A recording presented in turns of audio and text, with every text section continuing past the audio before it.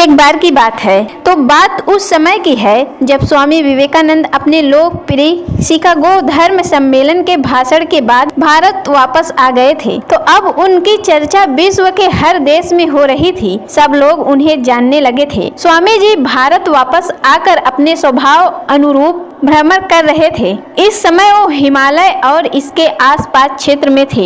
एक दिन वो घूमते घूमते एक नदी के किनारे आ गए। वहाँ उन्होंने देखा कि एक नाव है पर वह किनारा छोड़ चुकी है। जब वो नाव के वापस आने के इंतजार में वहीं किनारे पर बैठ गए। एक साधु वहाँ से गुजर रहा था। साधु ने स्वामी जी को वहाँ अकेला बैठा देखा तो वह स्वामी जी के पास गया और उनसे पूछा, तुम यहाँ क्यों बैठे हुए हो? स्वामी जी ने जवाब दिया, मैं यहाँ नाव का इंतजार कर रहा हूँ। साधु ने फिर पूछा, तुम्हारा नाम क्या है? स्वामी जी ने कहा कि मैं विवेकानंद हूँ। साधु ने स्वामी जी का मजाक उड़ाते हुए उनसे कहा, अच्छा तो तुम वो विख्याता विवेकानंद हो जिसको लगता है कि विदेश में जाकर भाषण दे देने से तुम बहुत बड़े महात्मा साधु बन सकते हो।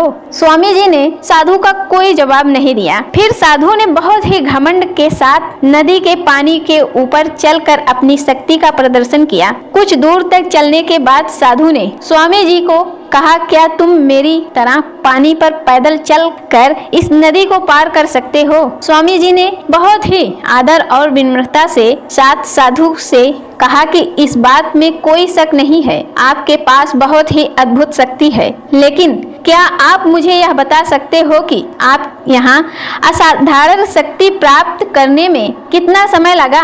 बहुत ही अभिमान के साथ साधु ने जवाब दिया, यह बहुत ही कठिन कार्य था। मैंने 20 सालों की कठिन तपस्या और साधना के बाद यह महान शक्ति प्राप्त की है। साधु का यह बताने का अंदाज बहुत ही अहंकार भरा था। यह देखकर स्वामी जी बहुत ही शांत स्वयं में बोले कि आपने अपनी जिंदगी के 20 साल ऐसी विद्या को सीखने में बर्बाद कर दिया जो काम एक नाव 5 मिनट में कर सकती है। आप ये 20 साल निर्धन बेसहारा गरीबों की सेवा में लगा सकते थे या अपने ज्ञान और शक्ति का प्रयोग देश और देशवासियों की प्रगति में लगा सकते थे, परंतु आपने अपने 20 साल सिर्फ 5 मिनट बचाने के लिए व्यर्थ कर दिया। ये कोई बुद्धिमानी नहीं है। साधु सिर झुकाए खड़े रह गए और स्वामी जी नाव में बैठकर नदी के दूसरी किनारे चले गए। इस प्रकार इस कहानी ने हमें बताया कि ज्ञान और शक्ति का सही प्रयोग